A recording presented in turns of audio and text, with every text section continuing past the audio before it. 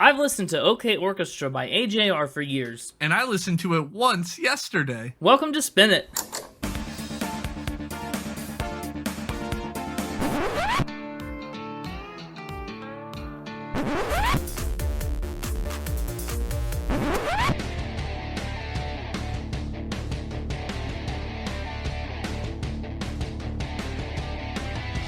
Hello everybody, welcome back to Spin It, the record ranking podcast for people who would rather be listening to music.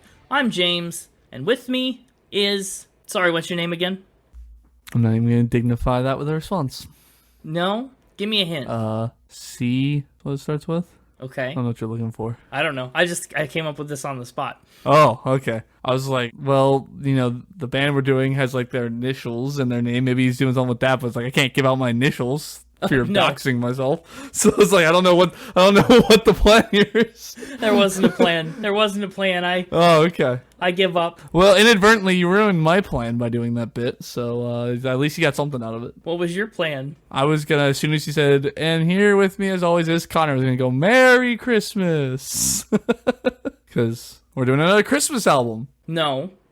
Christmas in September, because we're doing a Christmas album because it has a song Christmas in June. Now, I'll give you, Joan Jett having Little Drummer Boy was pretty inescapable, but that doesn't make it a Christmas album. Christmas in June's not even a Christmas song. It has Christmas in the title, doesn't it? Yes, it does. It's about celebrating Christmas in June, is it not? Kind of. We'll get there. And when we get there, the audience will agree with me. I don't know about that. His name is Connor. I just realized I never said it. Oh, Merry Christmas! Oh.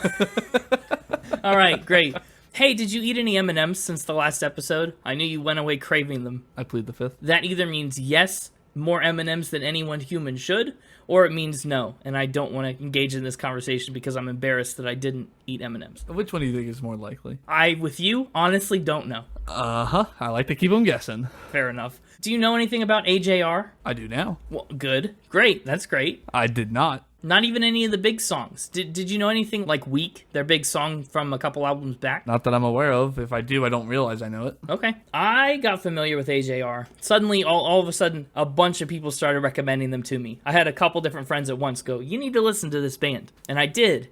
Way back, the first album I listened to was The Click. Then I listened to OK Orchestra. And then I listened to Neo Theater. You know, I kind of made my way through the albums in a weird order. Interesting. Yeah, and honestly, I think Neo Theater is the better album, but I think OK Orchestra makes for a better podcast. I think there are a lot of better singles on it. Interesting. And it's easier to talk about the Neo Theater. I know, so just going into it, keep that in mind. For those of you who haven't heard of AJR before, let me fill you in. AJR is a band of brothers, a family band made up of Adam, Jack, and Ryan Met. They're from New York City. They started making music together from the living room of their little apartment in 2005, and that's actually how they still do it today, right out of the living room. They kind of record their music like we record this podcast, just from their living rooms.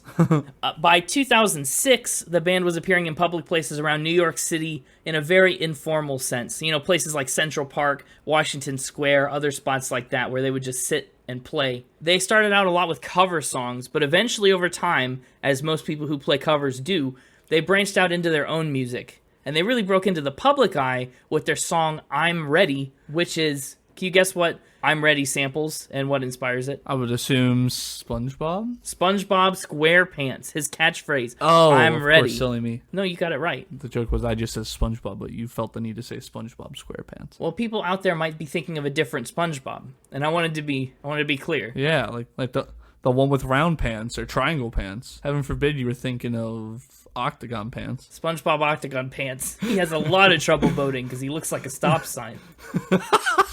What they did was they tweeted that song at a bunch of high-profile artists and music industry people until somebody actually picked it up and ran with it. That somebody just so happens to be pop star Sia, by the way, who got the band in touch with her manager. All of a sudden, that song got tons of radio play. They were on talk shows. They were basically professional musicians overnight. Today, I'm Ready has picked up 38 million YouTube views. Personally, it's not my favorite song. However, I don't know, it made this band, so I gotta give it some respect. Fair enough. Over the next couple of years, they put out a smattering of EPs, and their debut album, appropriately titled Living Room, came out in 2015, followed up with The Click in 2017. And that album, like I mentioned, features the song Weak, which has been the band's biggest single to date. And I guess this means nothing to you, but for those of you listening to the podcast that have heard the song Weak, they wrote that entire song in just a couple of hours, like no time flat.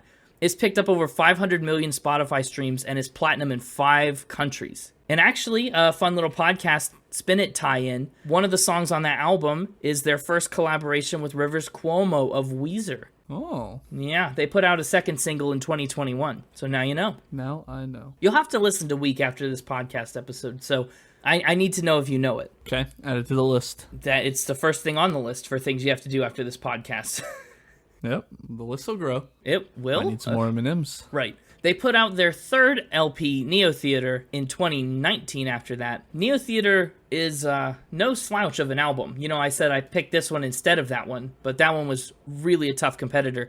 It gave the band some of their big hits like 100 Bad Days and Birthday Party. But naturally this week, we're talking about OK Orchestra. Came out in 2021, and it's a pop album. It's kind of an electronic pop, but not in an aggressively electronic way. I almost want to call it like I don't know, it tackles serious themes, but sometimes it gets this little goofy cartoonish sound to it. It's an interesting dynamic. It's a really unique combo that I'm not sure that any other artist has quite hit on the head like they do yet. They pull in a ton of very, very cool production tricks, and we'll get into some of them. They even incorporate, some elements of show tunes, some big band stuff. They're really all over the board with their musical influences, and that's really cool. It's the band's 4th LP, and since its release, they actually signed on with a major label. They joined Mercury Records back in May of 2022. OK Orchestra was supported by 4 singles. Bang was actually originally going to be on Neo Theater, but they pushed it back for this album, and they've put out, a ton of music videos for this record. 6 of them for these 13 tracks. Almost half of these songs have music videos. And they're another artist that teased and promoted their album in a really unique way. We've talked about, people doing hotlines in the past or launching websites or, Radiohead did digital snippets. In March of 2020, AJR launched an online experience called OKO World, where you would go open all these different doors that unlocked with different track release dates, with like special fan art, other announcements. They had some arcade games, some merch. It was a really neat, interactive little portal. It was like Monsters, Inc. Yeah, it is a little bit like Monsters, Inc. It doesn't exist anymore, but when I was researching, I found that someone had archived a clone of it, so you could still kind of interact with it a little bit. It was neat. OK Orchestra got nominated for the 2022 Billboard Music Awards Top Rock Album, and it debuted at the 10th spot on the Billboard 200. And that's their second top 10 record out of 4, which is an awesome ratio. It logged 32,000 album equivalent units, and they recently started out on the OK Orchestra tour, which I actually have already seen. I saw that back in May. Oh, exciting. Yeah, it was. I gotta say, they put on a heck of a show. Yeah? Yeah, they used a lot of visual effects. One of the coolest things that they did was they had a treadmill on the stage, and so while they would walk on the treadmill, the video screens behind them would play really interesting little scenes. One acted like they were shrunk down. At one point, they all kind of got submerged in this big, tank of water.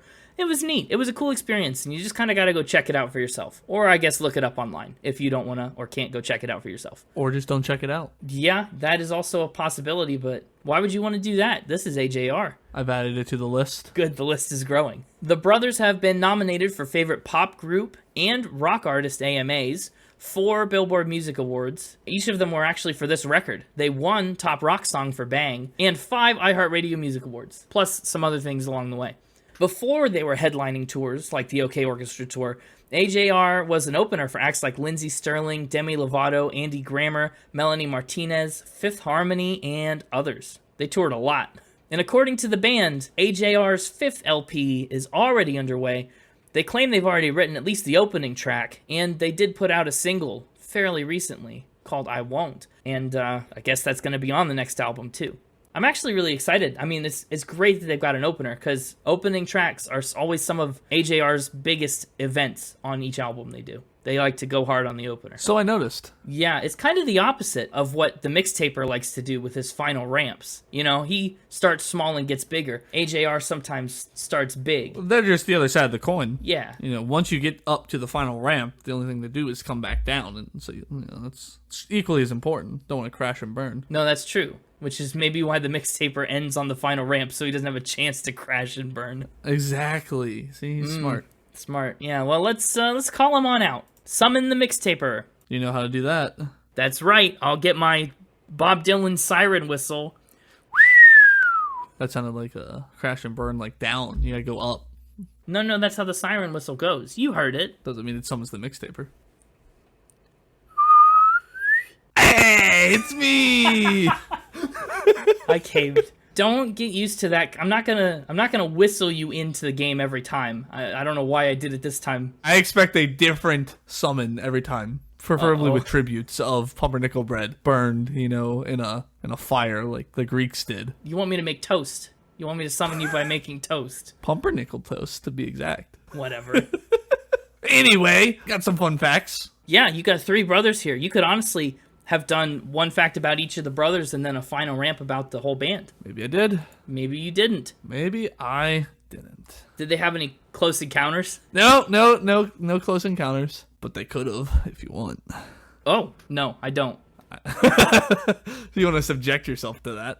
I'd rather not. Just give me the facts as they were found or presented, invented, whatever, by you. If you're new to this, we have a game that we do. It's called Fact or Spin. The mixtaper makes up lies or tells the truth, and I have to figure out which one he has done. All right, my first one for you. They have a unique clothing line. Cool. What kind of clothes do they sell? See-through. See-through clothes? Yep. Are we talking see-through clothing exists, like ponchos, that's sometimes a see-through article of clothing. Yeah. But is this like shirts and pants and, underwear? This is see-through? What's the deal? So they have a shirt, a hoodie, which really looks more like a poncho.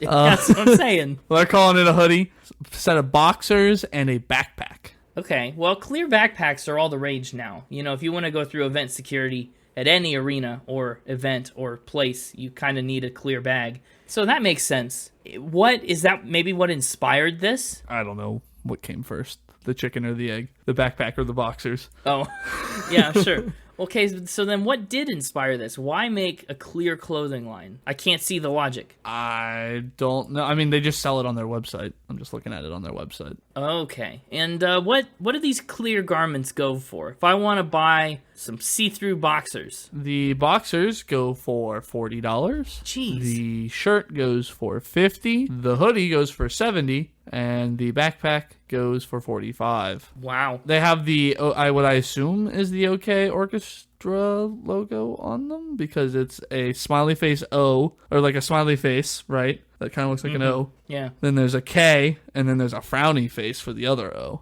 and then the AJR logo under it. Okay, well, that sounds pretty legit. What are they made of? Because in my head, the first thing that comes to mind is plastic, and I don't want to wear like plastic all day. It'd be so hot, it wouldn't breathe at all. Is it like a mesh? So the hoodie and the backpack definitely look like plastic. That's why I said it looked more like a poncho. Oh, the hoodie, backpack, whatever. I understand.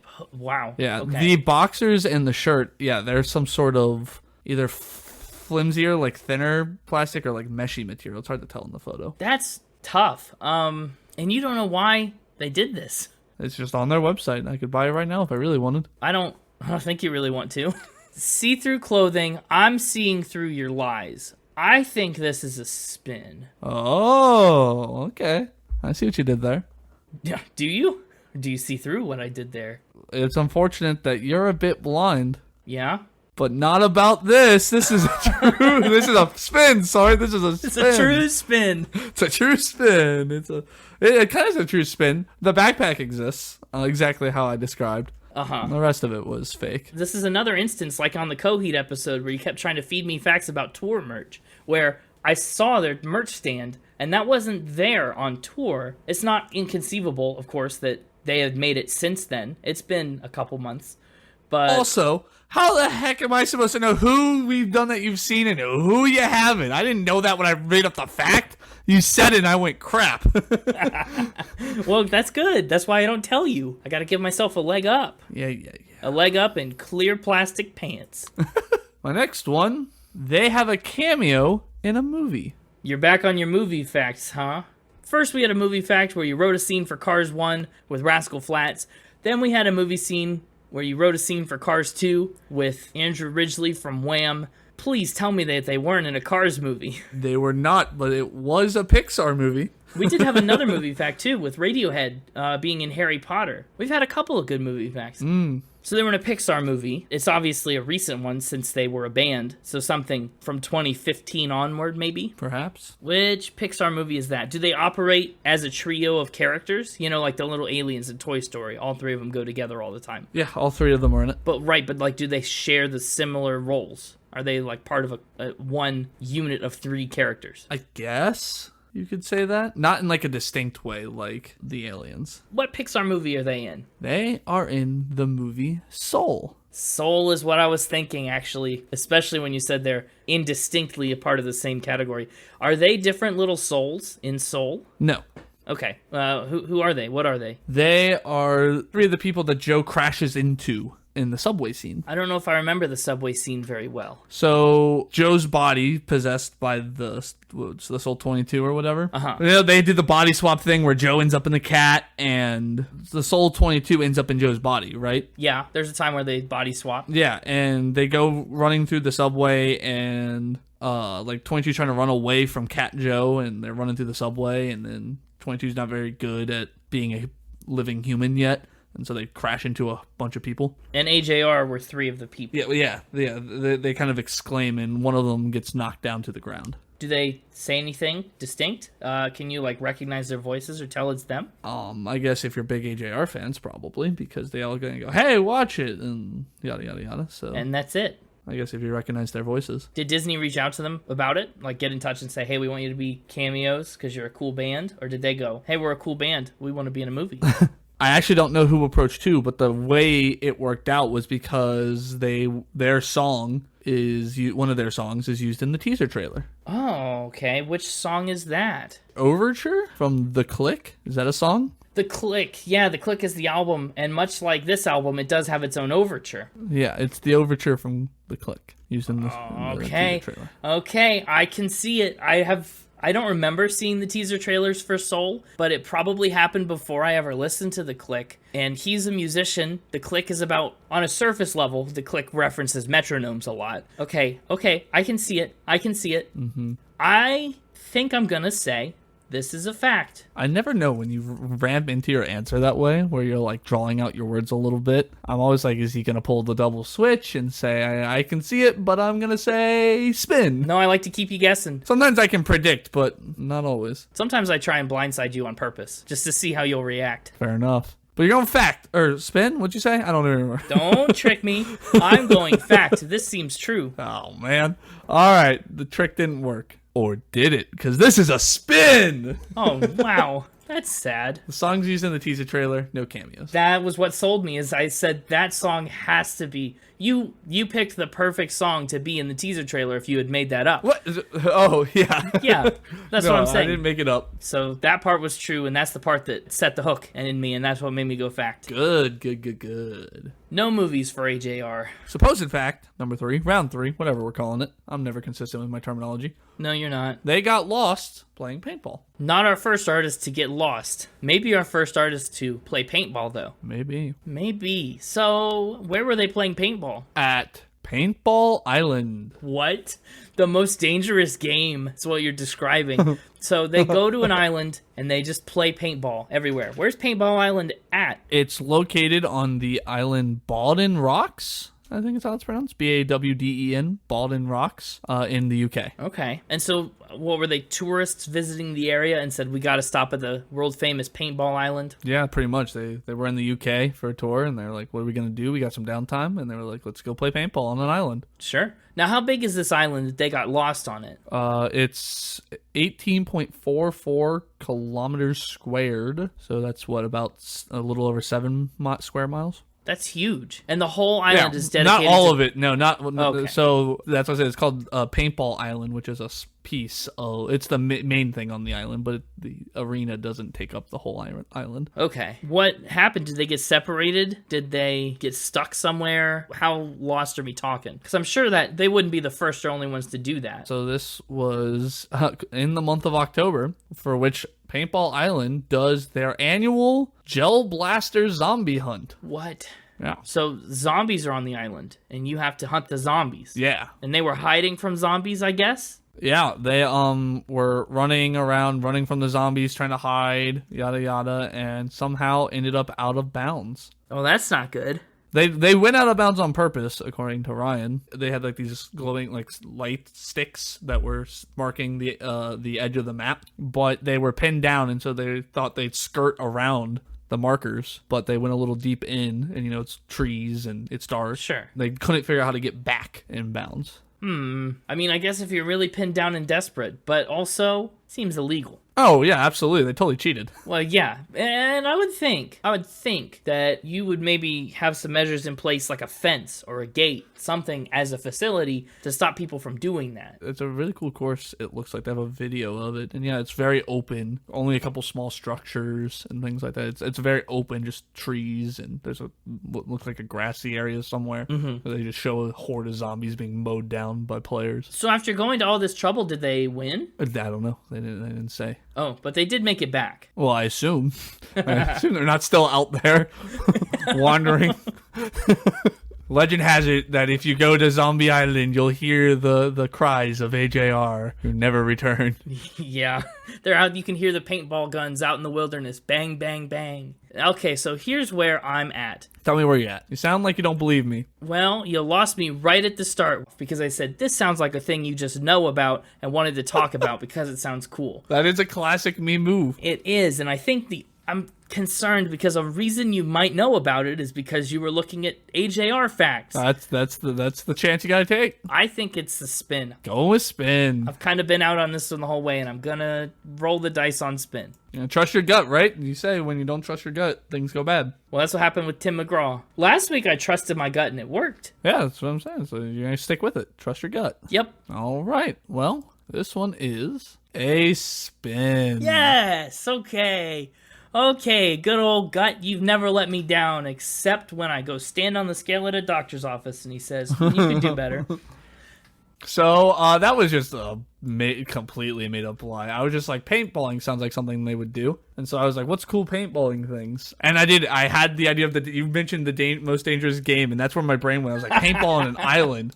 And so I looked it up, and there is this place called Jungle Island that does paintball, and it's in the UK, it looks like, maybe? No, this is in California. I lied. Wow, they couldn't have been farther away.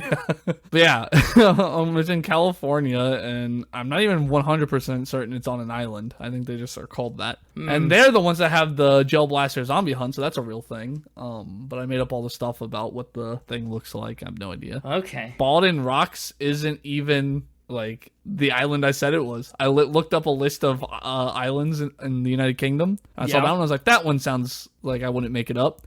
And then you asked how big it was, and I hovered over the hyperlink for it on Wikipedia, and it goes 80 feet. And I was like, crap. 80 feet.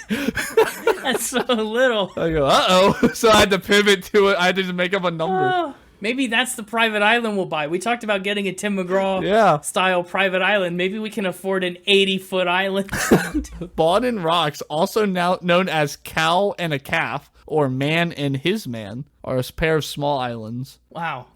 The more you know. Yep. That's a pretty great island. Well, now you're on the spot because I can tie up the week if I miss it, but I could get that lead back if I get the win here. How dastardly should I be? A full dastard. Maximum dastard, please. Maximum dastard. Well, I don't know. What am I asking for? I don't know. I just, I might be less forthcoming with information on this last one. Come forth. Yes. Final ramp time. Final ramp. Really, that one should have been the final ramp.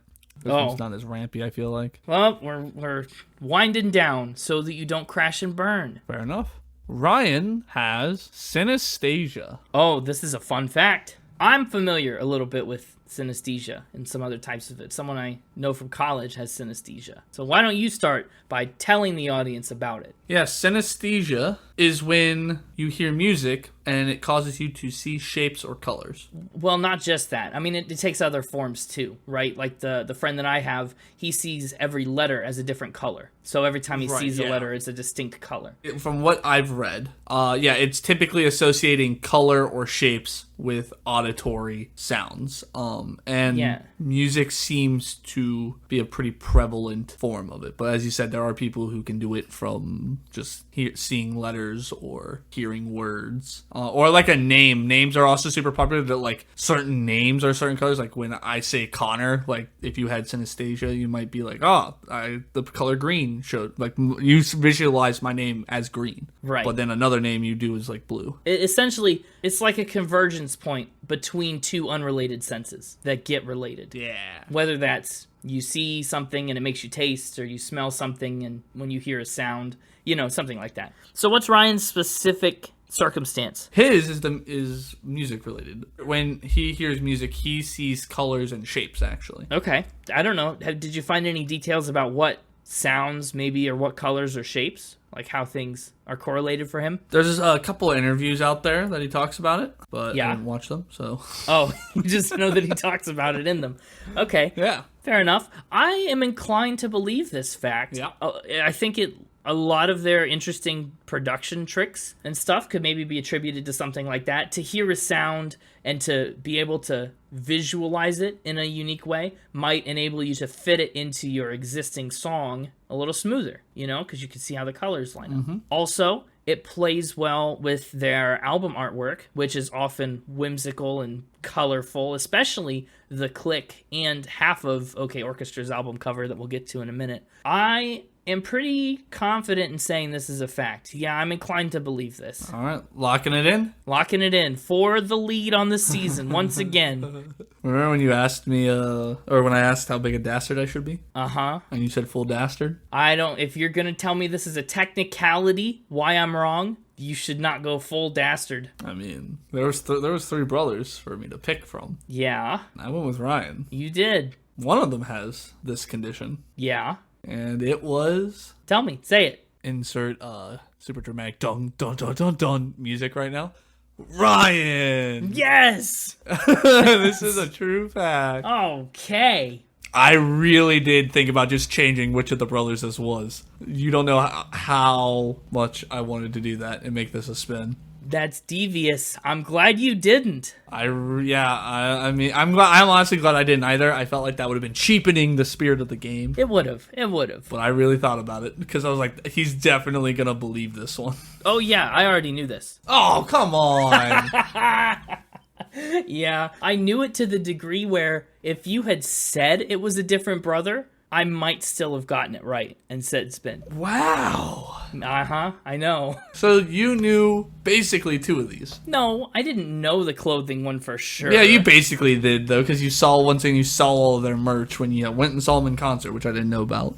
Well, that's... Man, I hate it when that happens. Check my Instagram. You'd see. I don't have an Instagram. I'm the mixtaper.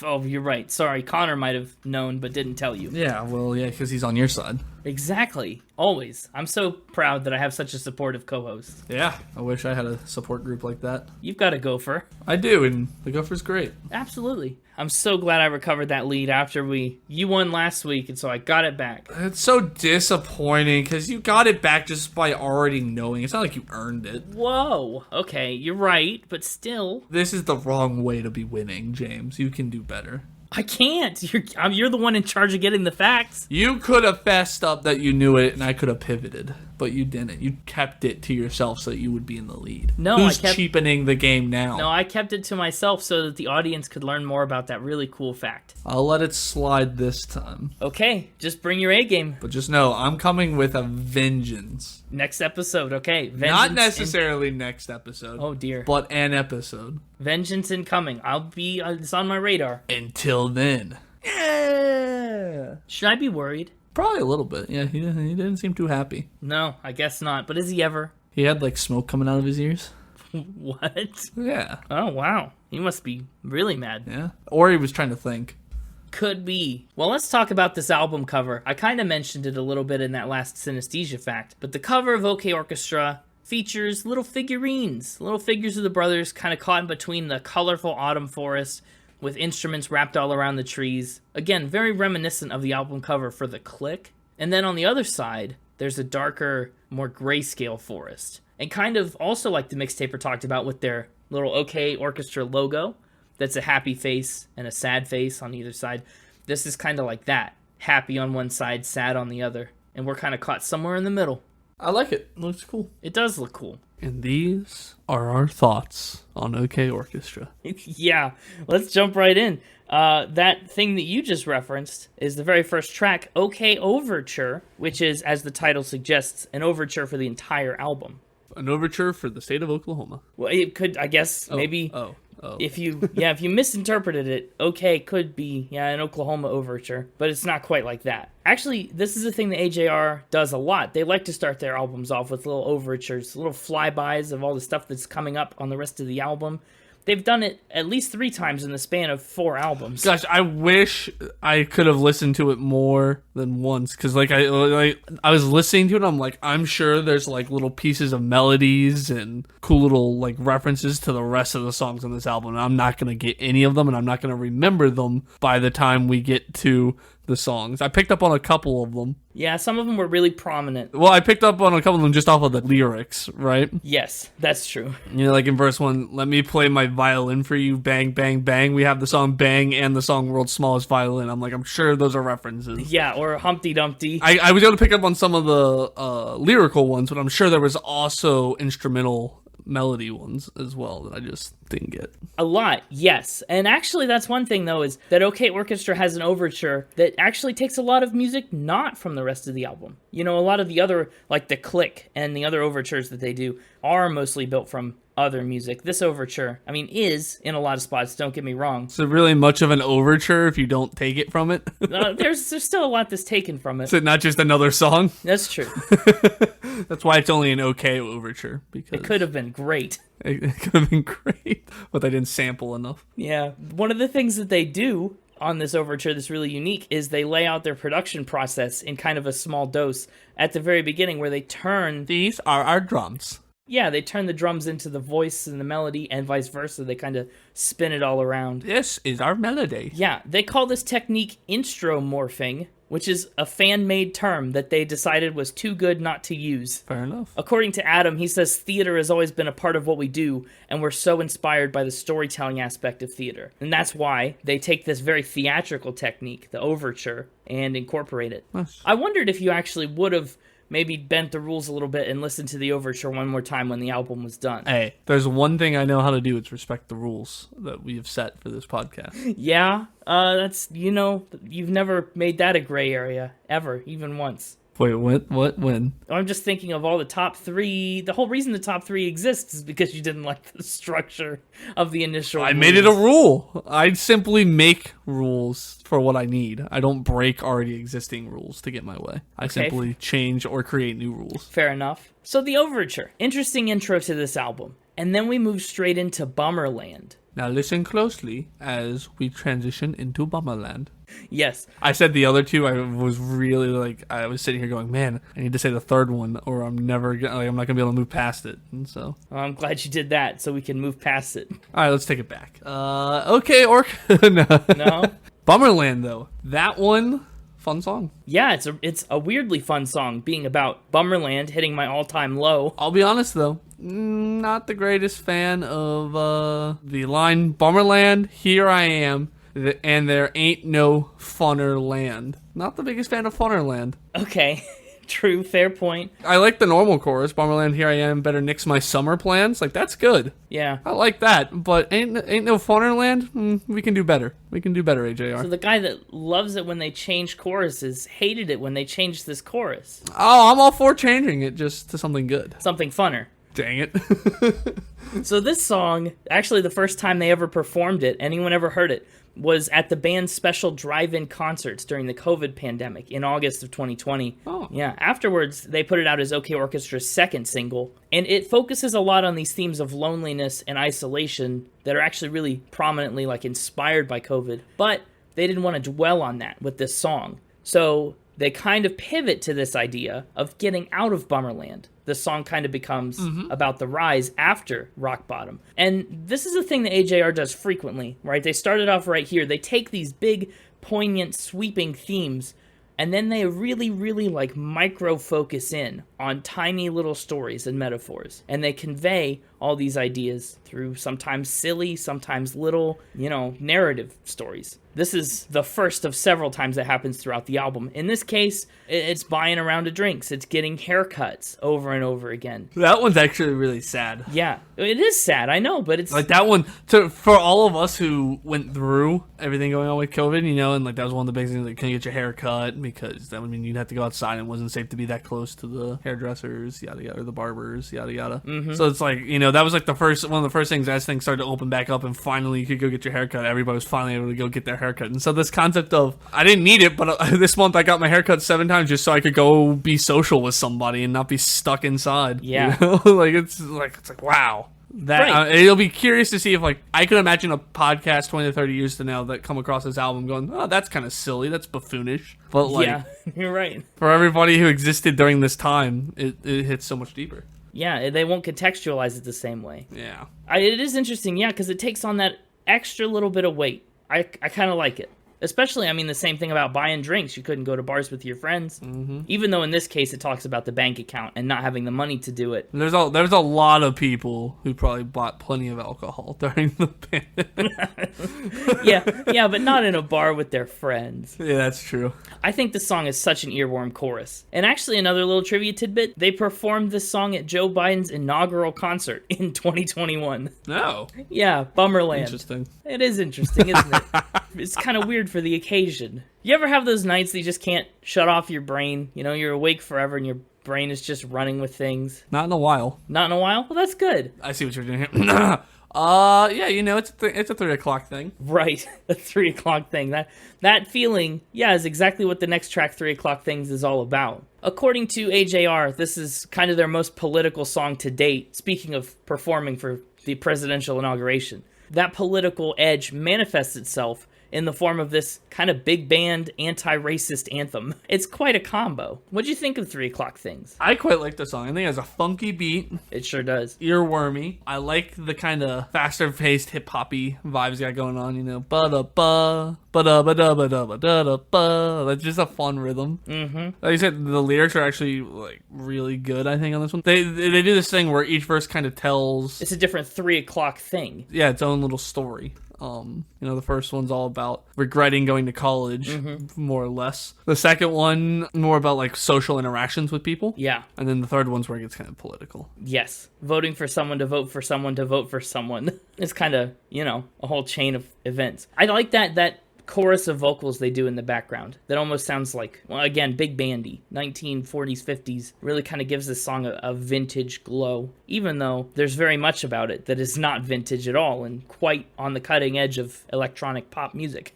Yeah, and I mean, you know me, I'm a big fan of a nice brass section. Absolutely. I like that they pull the reverse of what a lot of songs do. Yeah. The verses are these big moments, you know, when they like lead into the verse with the like ba-da-ba, ba-da-ba-da-ba-doo. But then they really mellow it down for the chorus. You're right. Usually it's the opposite. Usually the verses are more mellowed down and they really ramp up into a chorus, whether it's slow, like big sweeping stuff, or fast-paced, loud. But they do the opposite. They just kind of chill out for the chorus. Yeah, I like that. What did you think of track number 4, My Play? I'll be honest, I was a little shocked. A little shocked. Uh-huh. What was so shocking? Well, I listened to the song. You did, yeah. And then I looked over at Spotify and saw how many plays it had, and the number was insultingly low. It was low? Yeah. Well, which number were you? What was your play? Somewhere in the 14 millions. Okay, insultingly low. It is insultingly low. This song deserves to be way higher than that. It sure does. It's a great song. It is, but it's also a heavier song. It's not a song that I'm coming back to when I'm really, like, on top of the world. This is a 3 o'clock song. This is one of those 3 o'clock things. You listen to this song at 3 a.m. Yes, true. This is a 3 o'clock thing. This song... It kind of returns us to the trope of telling all these innocent, simple stories to dig deep at the personal topics.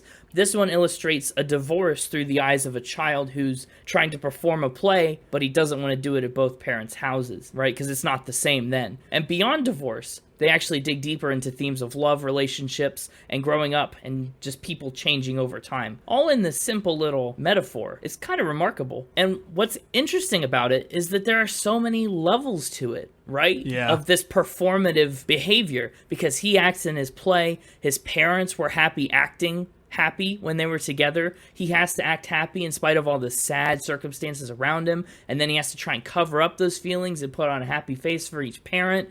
It's a lot of layers to this little play. I love it. Yeah, there's just something about like you said, it's multi-layered. Mm-hmm. I mean, let's just dissect the story just for a moment. Dissect away. You know, he starts with a flashback. Well, you don't realize it's a flashback at first. He just talking about putting on a play in the old house, right? Well, in a cape, jumping on the couch implies that he is younger than his current age. Well, right, but he could just be telling a story from that time period, right? The whole story could be from that time period. But you immediately in verse 2 jump back to the present time of haven't seen the old house lately. Yeah. Wonder if they found my spaceship, yada, yada. So now we're back in the actual time period that this song is going to take place in. And then he starts telling a story about how it's almost like he's talking to his parents about, like, did you outgrow one another or did the love die? Because that majorly changes my outlook on life. Right? That's a line that hits with a baseball bat. Yeah. And then for the chorus, you jump back to the past for the I just really, really want to show you my play stuff. And then you kind of get that back and forth from then on out. Well, and I think that really emphasizes the fact that he carries these childhood burdens with him into adulthood. Like, that hurt, that scar is still kind of there. Like, I want to show you my play. Even now, it's just not the same. Yeah, it's just a nice little back and forth. It really is. Deserves more plays. It does. They actually put out a video on Twitter talking about how they made the sounds for this song. Wah, wah, wah. Right. Ryan is the one doing the video, and he says that they were trying to muddy up the production into, quote, a big panicky headache. But he said they didn't want to overpower the lyrics, so they had to strike this really careful balance with that little guitar wah keyboard sound, and just kind of I don't know, just a softer touch to the music. Even though it's still very much present, it's a little fuzzier. You know what I mean? A little fluffy and floaty. Yeah, they do. It is. They really ramp up into the chorus. You know, I just really, really, really, really want to, and you know, each one of those reallys, the intensity builds a little bit. But yet they put that interesting effect on it that keeps it more. I guess give it like that flashback. Like, you know how like a flashback will sometimes be like black and white or fuzzy. Yeah, it like gives it that vibe to the song. It's like it gets all fuzzy. Mm-hmm. I like it. I like it a lot too. And we stay in that kind of flashback mindset as we move into the next song, Joe. This song is kind of a callback to Ryan's childhood, going to school with this character named Joe, who may or may not actually be real. We don't know. Joe is a god. Joe, yeah, is the man, I guess. The song is about trying to impress and live up to the expectations of somebody that you admire, but you just can't seem to please. A lot of people speculated initially that it was about a former bully, but the band has confirmed that that's not true. It's just, you know, somebody he describes as godlike, who has all these unique talents that are beyond normal people, and he does everything that he can to impress and imitate Joe. I mean, he even steals his jokes. Yeah. They change their name, they try to make it big, you know, show off all the achievements, and all they get is the status like. I was a little sad about something. What were you sad about? They kind of set up this fun little mechanic at the beginning of the song, but they didn't hold it past the first chorus. How do you mean?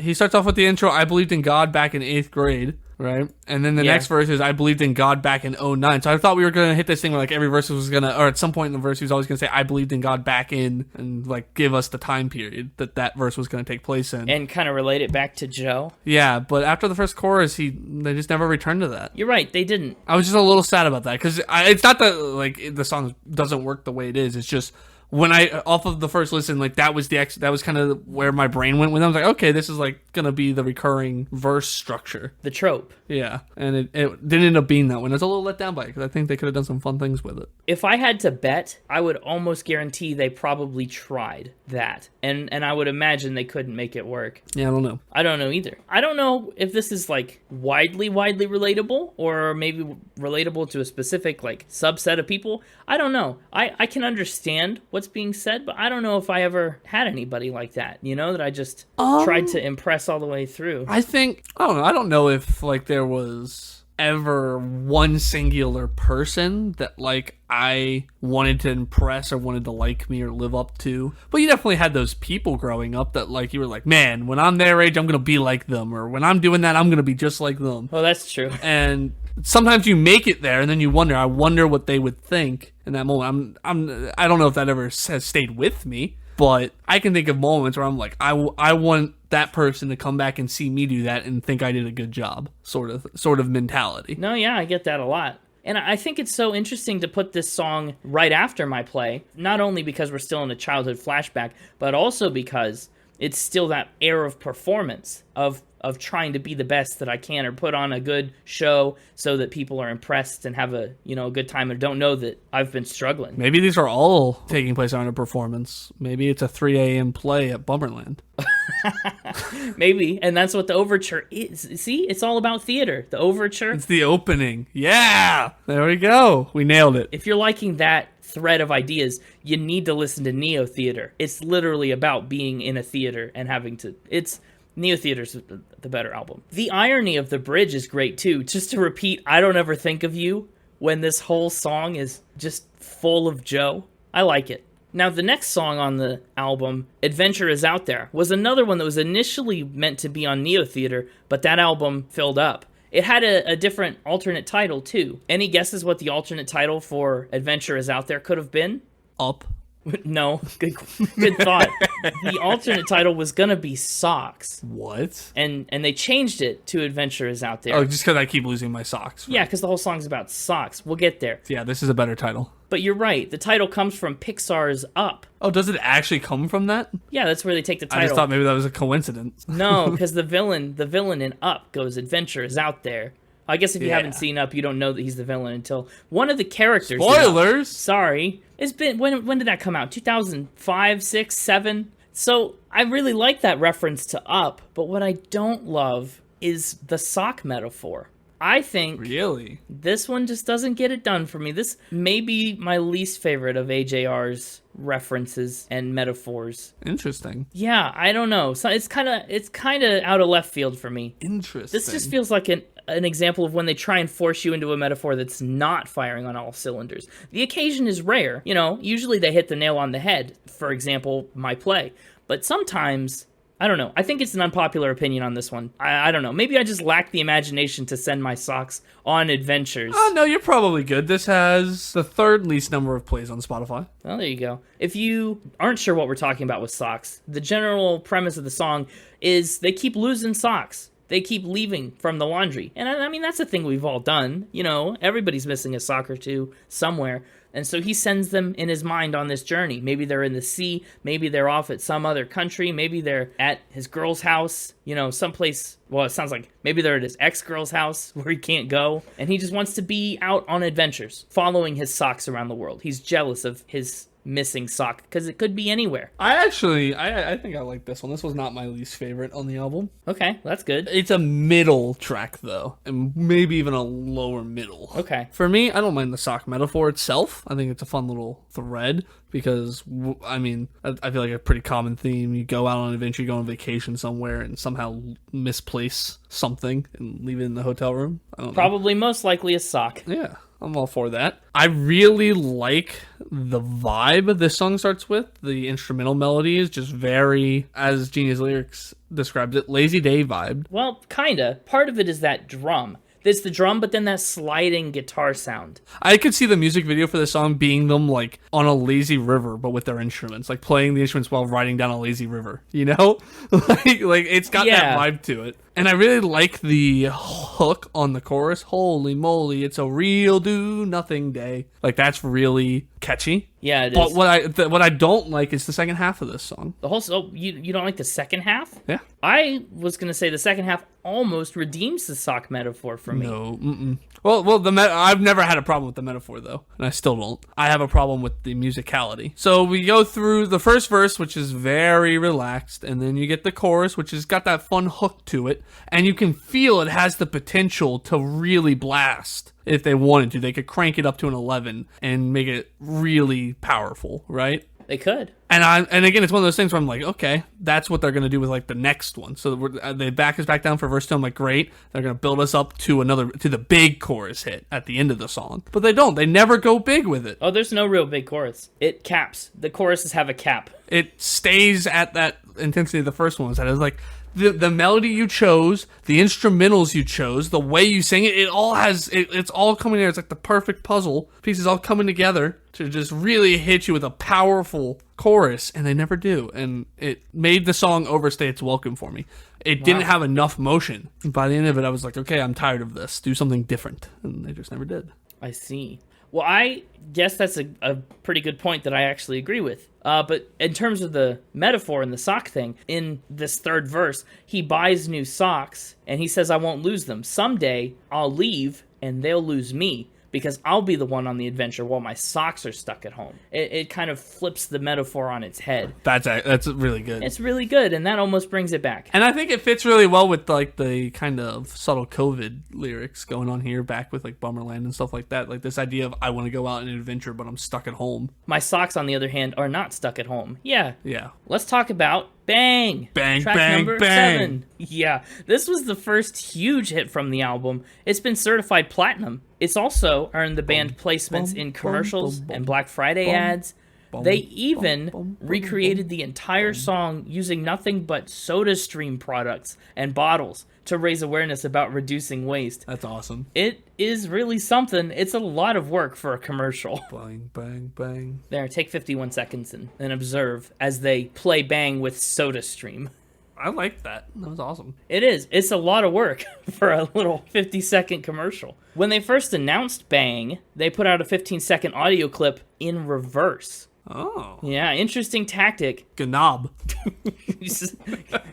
like Bang backwards. You say gnob. Yeah, Gnob. Okay, yeah. The hook for this song, like you've mentioned, is Let's Go Out with a Bang. And it feels a little ironic because the verses are all about trying to do adult things like moving and changing your eating habits, and nothing's working. Shooting guns. Well, no. Cars backfiring. No, those are just other things that go bang. Oh. They talk about doing taxes and forgetting passwords, and generally just thinking it's time to grow. Bang, bang, bang. Let's go out of youth with a bang and put quinoa in our fridge and grow up, I guess. What a fun use of the word quinoa. I know. I did not expect that to pop up in the song. It was a tasteful quinoa. Yeah, it might be the most tasteful and best used quinoa ever. Ooh. Oh, are we spinning awarding it the most tasteful quinoa award? The tastiest quinoa. Sure. Actually, I've had good quinoa, but that's besides the point. From AJR? Was it in their fridge? No, actually. Fun fact, the guy who interjects the little here we go and metronome parts is actually one of the people who is an announcer on the New York City subway. Oh. Yeah, who knew? I don't know what it is about the chorus beat, but it's very familiar to me. Like there's another song it reminds me of. That sort of off beat versus on the beat, fighting back and forth, the bum, bum, bum, bum going on. Yes. I don't know what it is. I don't either, but it's there. I like it too. Bang is one of the better songs on the album, and one of my favorites. Up next, though, is apparently one of people's least favorites, according to the Spotify numbers. Yeah. And that is The Trick. It's my least favorite too, so. Oh, okay. The Trick is lying. This is one trick that the mixtaper has up his sleeve. It's true. Yeah. More specifically, it's about hiding all the negative things about yourself and projecting some kind of like false better reality of yourself to other people. And it's kind of like a magic trick in that people don't see who you really are. You kind of conceal behind that. I really like the concept of the song, just not the execution. Bingo. Well, I don't know. I'm half and half on that, because the execution does not make for the best song, but it does reinforce the idea of the song. When he sings about lying and all the things he's lied about, the voice is modulated up super duper high, and it doesn't sound like AJR, right? It doesn't sound like them. Yeah. It kind of feeds into the idea of being someone else. And then when they hit the chorus and they talk about I'm not proud of who I am and I'm screwed, you know, they really get real with it. They shift back to their normal voices and become themselves. They let the walls come down. Yeah. So I'm torn because, yeah, it doesn't... I don't care. You don't care. It just doesn't sound very good, but it works with the theme. There's no need for it. The theme is fine on its own. It's okay. Yeah, it is, but I don't know. I feel like I want to defend it now. I feel like the amount it adds to the theme is not enough. Like you're not a net positive, right? It adds to the theme, but detracts from the song. But you still end up in the negative. You never. The amount it detracts from the song is more than the amount it gives to the theme. Do you think you'd like the song better if it didn't have that? Yeah, absolutely. I feel like it would be too indistinct if it didn't have that high vocal. No. It kind of would just fade into the background of this album for me. No, because you would just have one person sing each verse. You know, you'd have one person singing during the verse, and then they'd all come together for the chorus. I think if they did that, it'd be more introspective, like some of the other songs, and less cheesy. Yeah, fair enough. It is a little bit of a cheesy tactic. He starts listing off all these things that he lies about or fakes the truth about right from the first verse, you know. He talks about everything from relationships that don't exist to impress his friends, to dogs, to friends that have rock star dads. There are a lot of outrageous lies, but I love that thing they do in the second verse here. He tells us this lie about going to France and dancing in the rain. He tells this date about it, but then he says, listen, you can't meet my dad because he's not in on the story. And you fell in love with the me that went to France. And it really is a super in-your-face way to present that there's two people here. That's a great verse. And it would be so much better. It would pull at my heartstrings even more and make me feel even more somber if it wasn't so modulated up. Well, that's the trick. I'm just an ordinary-ish person. Yeah. Covered in blue paint. That's a weird sentence. And I don't think most ordinary-ish people are covered in blue paint. But the next song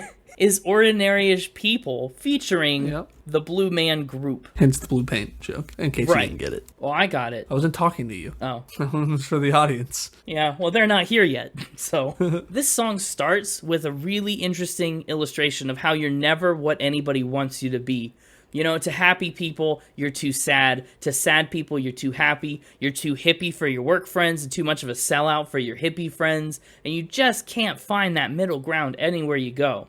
You know, you're unremarkable in either direction, so you're an ordinary-ish person. And so the chorus, then, is the speaker kind of bidding farewell to all the people that live that life in the middle, like him, because you gotta be somebody sometime. You know, ditch the expectations and the labels that people assign to you, and do your own thing. There's really no reason to temper yourself because you're too much of this or too much of that, or what other people say you ought to be, because that's what makes you ordinary-ish. What'd you think of, like, the marching band style intro for this? I liked it. I figured you would. I quite enjoy this song. First off, Blue Man Group. What a great group. Yeah.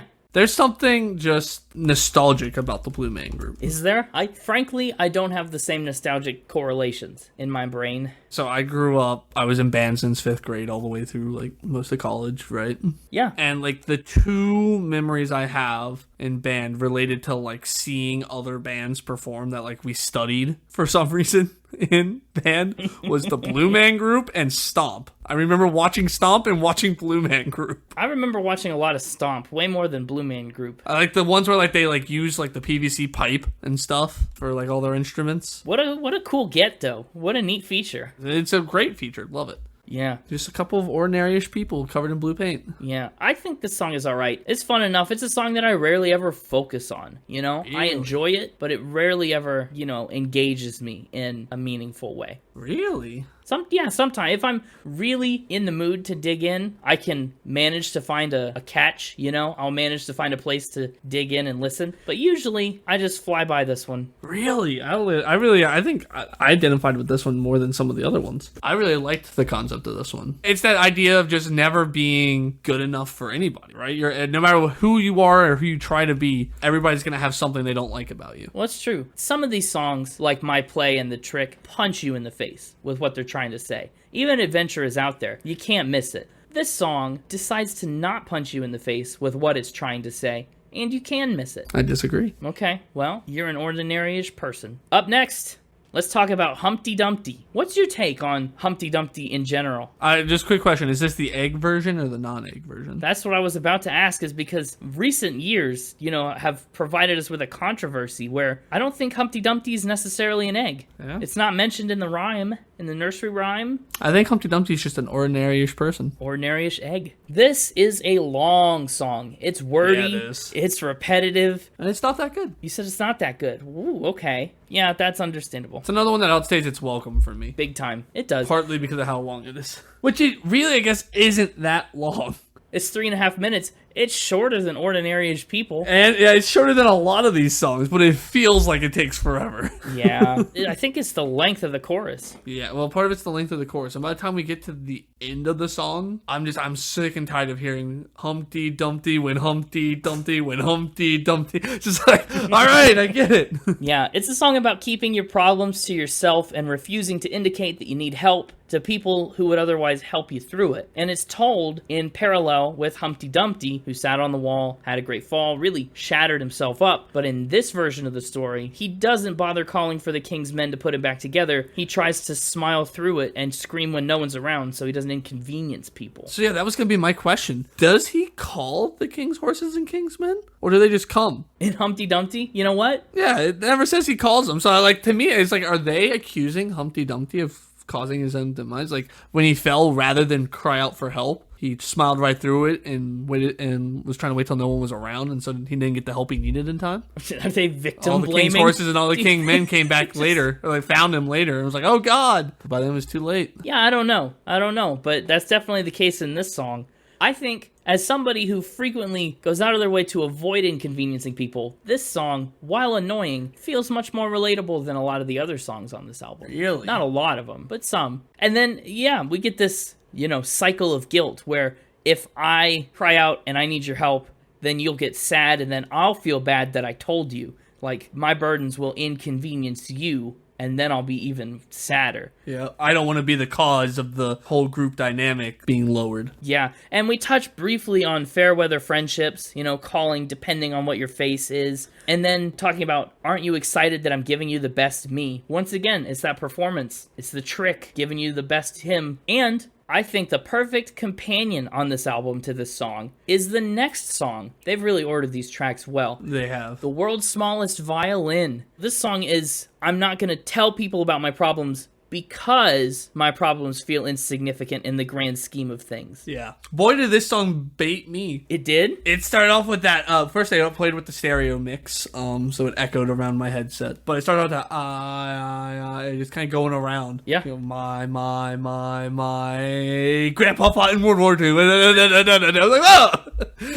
I was like, whoa! You thought it started fast? You should see how it ends. Oh, yeah, it ramps up. It continues to ramp, but I just was not expecting, the way the song started, I was like, okay, this is going to be another slower, more introspective song, and freaking shot out like a racehorse, and it did. Ended like a bolt of lightning. Yeah, that's great. I love that. Not slower, definitely equally introspective. He starts off talking about how his grandpa fought in World War II, and then he says that his own ability to even finish school kind of makes him feel like he can't live up to expectations. And he has other relatives that are firefighters. He's just here talking to his therapist, and I guess that kind of makes you feel small in the world when you've got such ties to such significant people. In this song, the metaphor is playing the violin, where talking about your problems is playing your violin. Pretty classic metaphor. It is. It just kind of flipped around, because usually people say that to you, like, oh, let me play you the world's smallest violin, like being like, suck it up, stop complaining. Right. And it's kind of him saying it to himself, like, my problems, I need to suck it up and stop complaining, because I know that my problems only deserve the world's smallest violin. What do you think about the rhyme in verse 1? Violent and violin. Oh, I'm fine with it. I like that. I think that line, just, his dad was a fireman who fought fires so violent. Like that, just like that line felt like it was written specifically so it would rhyme with violin, and it is. Like, that's just a clunky line. It's like, and the thing you chose to write to rhyme with violin was just basically the word violin. With a T. with a T. But yeah, I don't know. I just felt like they could have done a little better on that. And like his dad was a fireman line. Like, at least like my grandpa fought in World War II. He was such a noble dude. Like, while equally kind of silly, using like noble dude, it adds to the sentiment, right? It's like setting up like he was this awesome person, that he was admired or respected. Whereas for this one, it's just restating what a fireman does, but in a weird way. You're right. No, that's a great point. And then in the chorus, he starts begging to talk to his problems to anyone who will listen, He says, let me play my violin. I really need an audience. And he needs to find that person before he, quote, spews his tiny symphony. And that's where the tempo starts to pick up and pick up and pick up. And I love how frantic that need gets. We really feel that sense of urgency, like, I need to talk about this or I'm going to explode. Oh, yeah, I love it. This song has actually made the rounds on TikTok a lot lately. I've seen it around there a little bit. I really like what the pre-chorus does. Yeah, the kind of call and response thing. They have a lot of really fun vocal and instrumental melodies that they use throughout this album. And they're all unique, which I found fun. Like, they never got, like, sometimes they'll be different melodies, right? But they'll sound similar, be in the same style. A lot of bands. This one, they're, like, all over the place, which I liked. But yeah, just something about that, it gives you a sitting on the front porch, everybody's sitting on the front porch with their instruments, like playing the song sort of vibe. Yeah. For me. It was fun. I enjoyed it. It is a fun song. Up next, the penultimate track on the album, track number 12, Way Less Sad. This song was another of the album's biggest hits. It peaked at number 77 on the Billboard Hot 100. And basically, the title kind of says it all. I may not be happy yet, but I'm way less sad. We're making progress. Progress is being made. So we're moving from Oklahoma to Los Angeles now. We were never in Oklahoma. That's just you missing the name of the album. Oh. Yeah, Oklahoma Orchestra. It's not it. This is one of the most fun songs on the album to me. I really enjoy Way Less Sad. Really? Yeah, this is almost a never skip. I think it's high energy. It's good. It kind of explodes at you. You're right. This would either be bottom of my upper third or top of my middle third, depending on how I have done the math. What a confusing ranking system. Well, it's just what we've always done. We've always broken it out in the top, middle, and bottom tier. It's true. Yeah. It's close. It's close. Okay, close is good. Conceptually, I guess it almost has to go in the middle because it's not my top 4, and 4 would be about a third. that's fair. I think lyrically this song is pretty packed. There's so many good moments. You know how it's always sunny out and I want to stop hurting, so I'm going to set the bar low. And maybe I won't be happy, but I'll be less sad. I like that. Or just like saying that you're okay, but you don't mean it. Just enjoy it while you've got it. I don't know. It's a dense song. Living sucks, but it's sucking just a little now. Come on. What a line. Yeah, good. I guess the thing that set it apart for me and like kept it out of my top 4 was an intensity issue again. I felt What? the intensity didn't move enough. This is one of the most... Well, no, think about it. No. Before you freak out, they hit this chorus with "Don't you love it? Don't you love it?" Yada yada yada, right? Yeah. And they ended with "But I'm way less sad" into the way less sad post-chorus, and then they strip back a bunch of the instrumentals and everything for verse 2 to get back to its roots. back to the piano. Yeah.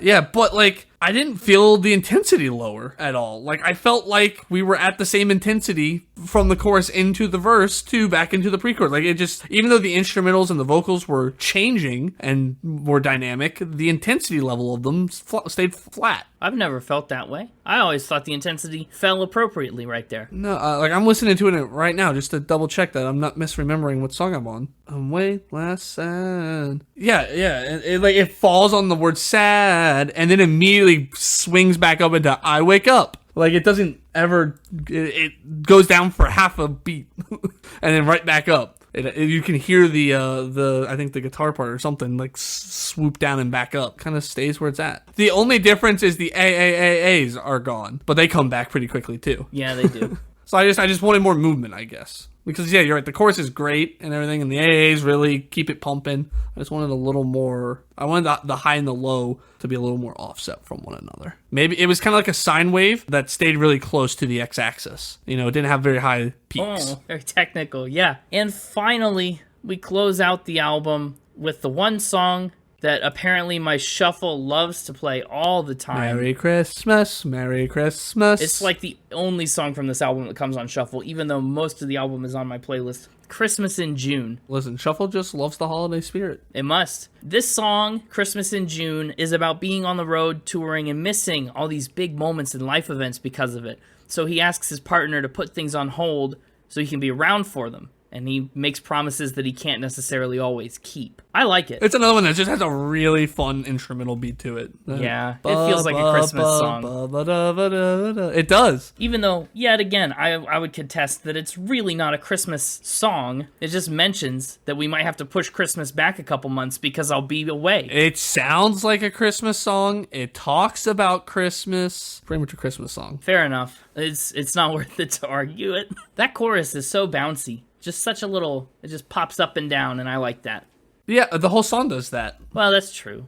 But I said the chorus is like pretty much the same. New Year's Eve, I was da da da da da. It's like the same rhythm, basically. It's a little different. They mix it up a smidge. A smidge is sometimes all you need. Yeah, really what they change is the instrumentals. The instrumentals get bigger. They layer more stuff in, and then they strip it back away, but the vocal beat is the same. What holiday on this list is the worst one to miss? Which holiday? Which holiday? Which holiday do you think is the worst one to miss or to have to push to June? I gotta check through the... just in general. You're not like... Yeah, just in general. The worst one to push to June. Christmas is a pretty big one.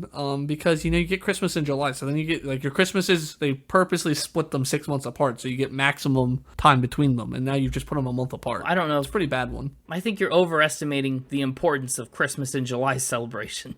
They're not that prominent. They're not the biggest holiday. No, probably not. I think New Year's is a bad one to push to June, because what would we even do? I think Thanksgiving would suck in June. Oh, it'd just be so hot. It'd be so hot you wouldn't want to eat any of the food you normally eat at Thanksgiving. Fair enough. I think this is maybe the perfect song to close this album. It just has that kind of finality to it. And again, it's very theatrical in its own kind of way. I like how it ends with the darling, if we're ever going to have a kid, don't want to miss it. Can we just have him in June? Yeah, it takes things a heck of a lot deeper and on a much more personal level just in that last little waning moment. Yeah. I'm all for it. Can we final spin in June? Oh, yeah. See you guys next June where we'll tell you our scores on this album. What if we did? Oh, that'd be awful.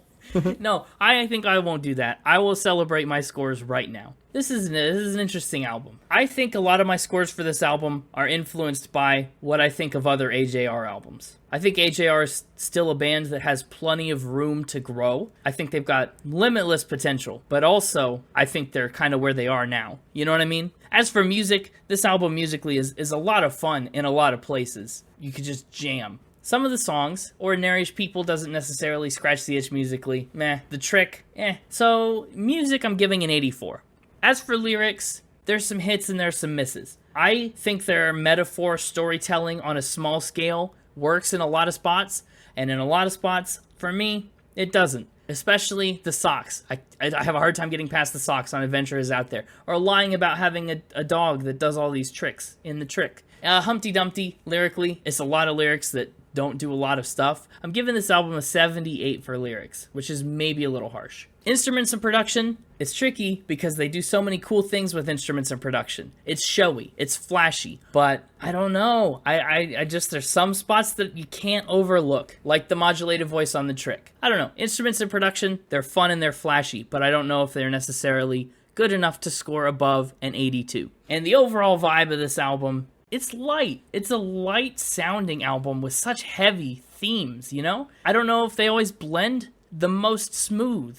I think there's some hitches and some snags in there. I like it the whole way through, and I'm a fan of AJR. I'm going to keep coming back and listening to more music, but I think the vibe of this particular album is right around an 83. Okay. That puts the overall score at an 82.8 and places it at number 313 on the ranking spreadsheet. It feels a little harsh. I like this album personally at a level that is higher than that score, but that's where it is. How about you? For me, yeah, I quite liked this album. AJR was not a band I was really familiar with. Couldn't have told you anything about them, their style, named a song, nothing. And I was pleasantly surprised. I liked it. And now you'll never not be familiar with them again. Until I forget all about this. Well, that could be. I'm glad you liked it. Yeah, no, I liked it. My top 3 in album order. 3 O'Clock Things is my honorable mention. Okay. Next up, My Play. Nice. After that, Bang. Bang, bang, bang. Here we go. The SodaStream version or the regular version? The regular. And finally, World's Smallest Violin. That one made the top 3s. Yeah. Over Way Less Sad. Yeah. Wow. That's what I was saying, really, when you were saying Way Less Sad was like the best one for you. It's up there. It's up there on Spotify, too. It's got the 3rd most plus. I feel like I said everything I had to say about it already back in the songs. Probably. So I'll just hit it with a score. Slap that score on it. Hit it with that juicy score. This one is getting 8 ordinary blue painted men out of 10. Oh, no. Are they ordinary or are they ordinary-ish? They're pretty ish. 8 pretty-ish blue men. 8's a good score for you. I was not sure. I was maybe thinking you'd maybe like it well enough to be a 9. I think AJR as a band has put out some stuff that's got 9 potential for you, but like I said, I don't think OK Orchestra is that. So 8 does not surprise me. This one's pretty easy for me to place. It's gonna slot in right under Kings of Leon walls. Well, that's pretty low in your 8s. Why there? I had the same kind of feeling about this album as I did Kings of Leon's Walls. Mm-hmm. It made me feel the same way in terms of likability. That's interesting because they're so vastly different. Yeah, I know, but they're similar enough in certain ways. In certain ways. It actually makes sense to me. Yeah. I came up with a score. I was like, this one deserves an 8. And then I came here and I looked at my 8s to see where it belonged. And I saw Kings of Leon's Walls. I was like, yes, it belongs there with that, but I think I liked Walls better. Surprising to me that it's below things like Avenged Sevenfold and Shoots Too Narrow by the Shins. But understandable. Yeah, but it's one of those things that's really hard to compare them, right? It's really hard to compare. I like them for completely different reasons. Not to mention, I mean, we've done them all like 20 episodes apart now. Yeah. Kings of Leon was 0. Avenged Sevenfold was 28. Shoots Too Narrow was 41. I feel like a lot of them within their number score, depending on my mood for the day and the arguments presented to me, could shift around. Well, mood for a day, that's fragile by yes. But yeah, 8. Okay, I like it. And what's your playlist song? Yeah, I think, to no surprise, I'm going to do to you what you've done to me the last couple. I'm going to put the pressure on you. Okay. Which may not even be that much pressure. It's probably not. And take, I really want World's Smallest Violin and Bang. Okay. You really want Bang and Way Less Sad. So I think Bang's locked in. Is it locked in for you? That's your only way to lock it in. No. I'll play this game of chicken. I'll take World's Smallest Violin. Okay. You take World's Smallest Violin, and we'll go consecutive, and I'll take Way Less Sad. Okay. I don't think Bang fits on the playlist as well anyway. I give up. I'm done with the game of chicken. I want Bang. I want it. You win. Okay, Bang and Way Less Sad it is. What a mess. Well, that's going to do it for this episode of Spin It. Tune in next week for another exciting album from a very different genre and time period, as usual. If you're interested in keeping up with us, you can follow us on social media, at SpinItPod on Twitter, at SpinItPodOfficial on Instagram, and www.spinitpod on the web. Subscribe on YouTube or Twitch to watch all of our content that's outside of the podcast. Check out our store. You don't have to do that, but it exists. It exists. It's cool. And in honor of fall, if you haven't seen it on our socials, we did just launch a very exciting new line of mixtaper merchandise. Hey. Hello. It's kind of reminiscent of his second job, but legally distinct. Legally distinct. It's reminiscent of, but legally distinct from the coffee shop that he works at. Anyway, thanks for sticking around. And if you didn't hear that thank you anyway, so it's all right. Have a fantastic week. And until next week, keep spinning. What's a better shape, square or circle? You didn't say keep spinning that time. Oh, keep spinning. Now answer the question. What are you talking about, better shapes? Yeah, what's better, square or circle? I feel like the most common answer is to say a circle is a more perfect shape. Why? It's a great question. Well, it's because of uniformity. You know, square... Is a square not uniform? No. All sides are the same length? All the angles are the same? But not all points along a square are equidistant from its center. That shut him up quick. That's it. Keep spinning. Keep spinning. Answer. Plus, you can't really spin a square.